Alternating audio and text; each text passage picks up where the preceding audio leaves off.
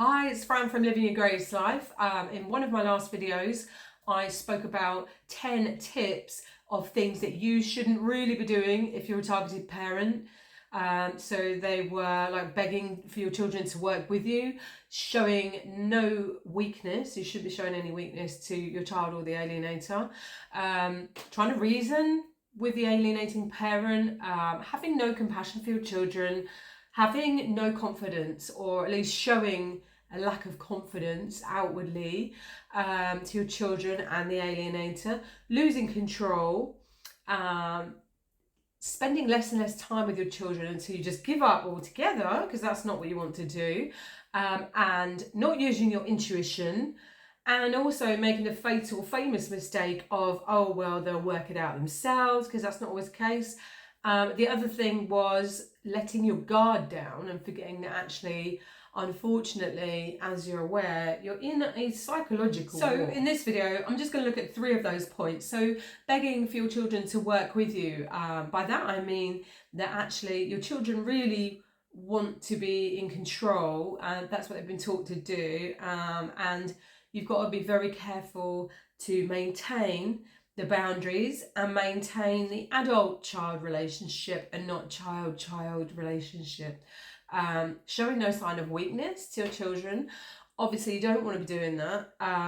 You try not to cry in front of your children and present as being weak and unstable, because obviously this gets fed back to the alienator. I'm not saying for 1 minute that you shouldn't show them that you have emotion, because we all do, and that's fine. But if you kind of look weak and unstable, that's going to give the child more power. If you're demonstrating how powerless you are, the child is likely to think that they feel more secure around the alienator, who of course has a persona which dominates and is in control. So that is not what you want to do. So if you're wandering around looking like an absolute wreck, then actually that is what the alienator wants, and that is what everybody will have formed an opinion of based on what he or she has told them. So that kind of reinforces exactly what you're not. So stay strong, and it's okay to be sad or cry or to be upset, but just don't do it too much in front of your children. And make sure that your child or children know that it is you who is in charge. That's really, really important. So in the case of a disrespectful or dominating child, just make sure that they know and they're secure in the fact that you are the adult in the relationship. And on the subject of trying to reason with the alienating parent, that is never going to happen. It's just never going to happen. They lack the motivation and the capacity to try to make those changes. They just don't have those types of personality traits. They're just not wired in such a way. So that leaves you with a very difficult job, because they genuinely see you as the bad parent, and that they need to rescue their child or children from your evil clutches.